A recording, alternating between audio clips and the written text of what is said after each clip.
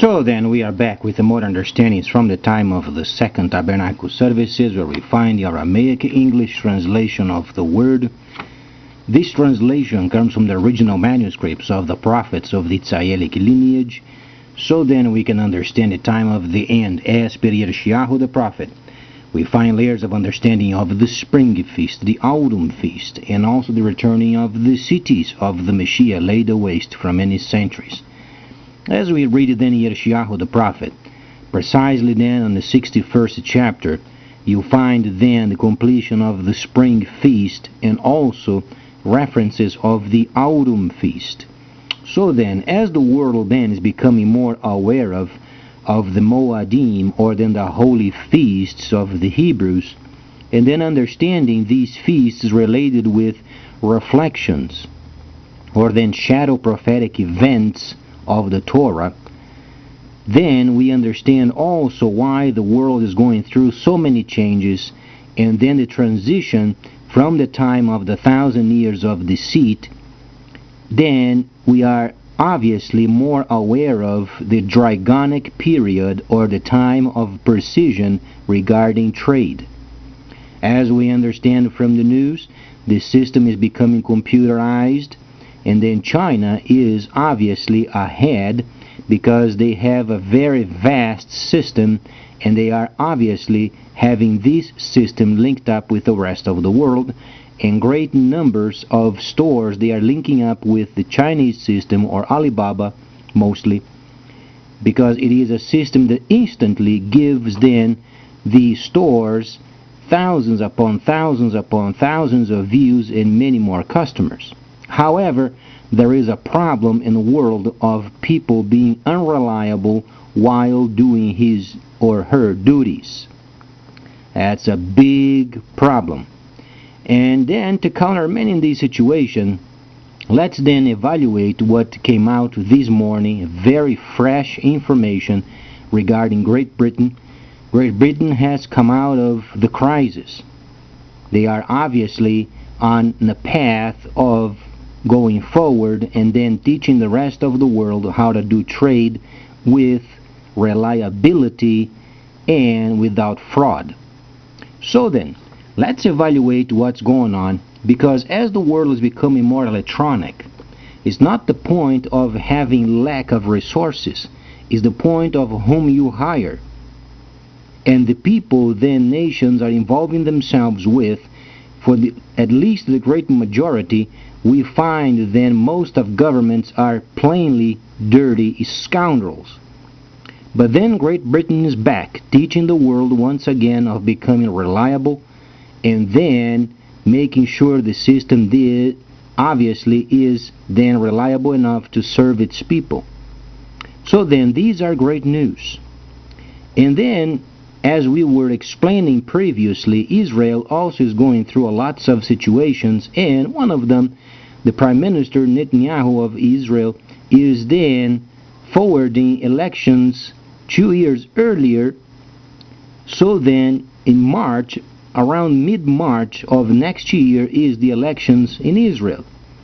This also coincides with 4 months' time when the new Prime Minister of Great Britain then is going through some elections also.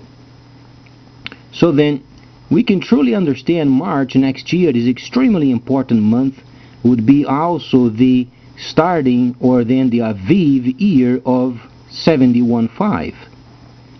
Very important year, because many of these situations are taking place in this month, such as then the most important gathering of the electronic information in Spain, also in Barcelona. So lots of situations coming up. But as far as we can understand, is truly a joy then understanding Great Britain is back in leadership. Then, reading from this article, what can the nations then do themselves to come out of the crisis? It wasn't easy for them to come out of these huge and prolonged crises. The situation is not perfect, but at least they are leading once again, as they were for 800 years. And we can only imagine back in a couple of hundred more, 500 years ago, where then the great navigations were very popular around the world, and forming governments, or then trading posts around the world as far as the British Empire, and then managing these so many places far flung in the other side of the world without radio and without computers. So the reliability upon people being honest and trustworthy was the utmost importance.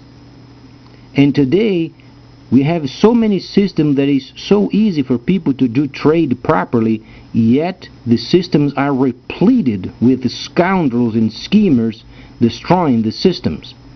You find, for instance, in Brazil is going through a hacked situation as far as scandals.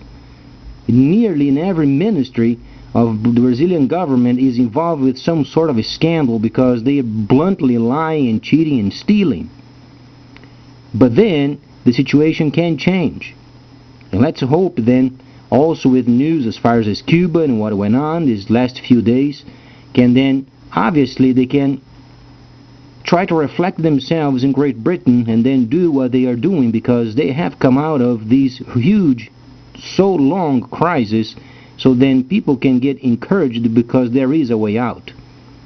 So then, this is truly a great news. And then the second great news, as far as we can understand, is regarding then the Soviet Union.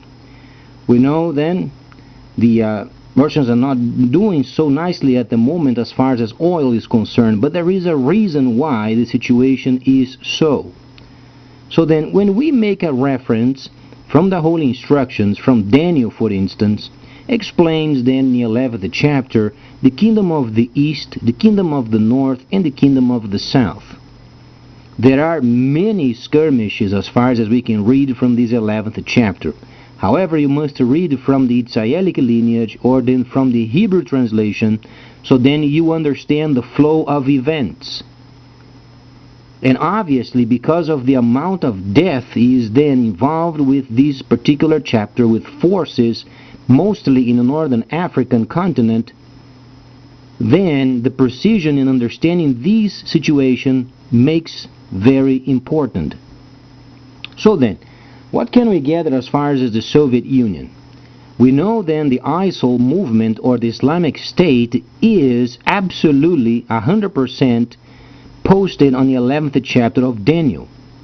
You find then the sons of Ishmael being then spearheading forward as far as we know as then the kingdom of the south. As explained before, there are a couple of situations regarding the kingdom of the south. The first is then obviously tabernacling on the land of Cush, as then Yeshayahu the prophet prophesied. The second is the kingdom of the south is then the Islamic people or then the sons of Ishmael. They are organizing themselves, and as we read the 8th and 9th verses of the 11th chapter, you find the reflection or the shadow prophetic event of the Torah projected in our time. And then you understand Egypt then is the headquarters of the ISIL movement. It may not be this way for many people, but as we read then Egypt, try to understand where Hagar came from. She was an Egyptian mate that was given then to Abraham when he was involved then of going over there because of the famine. He came out of there, and then he was given also an Egyptian mate. And then Abraham had then obviously a child with this lady, and then was Ishmael. Ishmael was a king. He became a king of trade. Thus we find then the proof of it when you then read Joseph when he was sold into slavery by his own brothers. They scoundrelized the whole situation because they were envy of him. Have you ever found a situation where you go to a congregation and people are envying because of you? You have some sort of understanding of the scriptures, and then because people don't have the same understanding, then they try to put you aside. Have you ever felt it this way? That's precisely where then Joseph felt amongst his brothers. They didn't want him anymore, because he had understandings that they didn't have, so they got rid of him. They sold him into slavery, and was then the caravan of the Ishmaelites. So So it explains that Ishmael was a king and he was very prosperous on the land. So then, because of these, then what's going on with the sons of Ishmael? Or then the Arab nations, obviously they are joining up in Egypt. So Egypt is then at some point becoming then a reorganized place where they are going to be involved with the sons of Ishmael, becoming then the kingdom of the south as we know of. Then there is the kingdom to come government. There is also a kingdom on the land of Cush. It's farther south, where then the establishment of division must be then set up. And then you find skirmishes from the kingdom of the south as far as the Ishmaelites, and also the establishment of division or the first holy city on the land of Cush. And then you find the relationship of the kingdom of the north. So then, what the Ishmaelites are doing is extremely important. They are lowering the price of oil, so then this secures a place. So then the Ishmaelites are going to be helping then China and the freighters so they can deliver the products cheaply. The other nations, they have to scramble themselves, and they're trying to find other areas to receive then their earnings. And it was explained before many times, the lower price of oil is going to stay around for a long time. These obviously going to force the Soviet Union to produce arms. And there was an article yesterday as far as even India leasing the second submarine from the Soviet Union. So the Soviets at the moment, they have no choice. They must unite themselves. Ukraine must be obviously joined with Moscow, and they must gather up their forces and build arms. They got no choice. The 11th chapter of Daniel explains on verse 1-4 regarding then later on the kingdom of the north coming with much equipment. Thus give you the proof the Soviets must build arms, tanks, then rifles, and then AK-47s in later versions, modern versions of these, and rockets, and bombs. They must be doing this. So then it's going to prepare then for the later times, for the events of the Torah, the later shadow prophetic events coming yet. So then we are on track. The Creator is doing His work marvelously. But we must interpret properly what the holy instructions are saying. There are more information. I've discovered many other topics as far as movements of nations in the continent of Africa, mostly in the northern side. There are involvement of then the Soviets further south. There are involvements with the Soviets in Congo. And each of these are going to produce militias and armies, and they're going to fight with each other, and a lot of people will die. So then, as we understand the 11th chapter of Daniel is mostly a military document. When you begin to observe this document from the 8th verse and beyond, then you understand that then the Gentile Netzer also involved in regrouping those places where they used to have a system in the past extremely strong. But this time we don't find for the security of power, we find for the security of trade. As we understand, the Americans, thank God, they are lifting the sanctions or then the embargo from Cuba. But we also understand Cuba was forgiven more than 90% of its debts by the Soviet Union. And we know also the radio station is being rebuilt. And those are of the Soviets. So the situation in Cuba, as we understand, let's make this very clear. The Cubans are going to be linked with the Soviet Union. Now, how are they going to manage a balance from the opening up of the trade with the United States, and then how U.S. is going to relate with the Soviet Union, and how then the Cubans are going to relate with them both? That's up to them.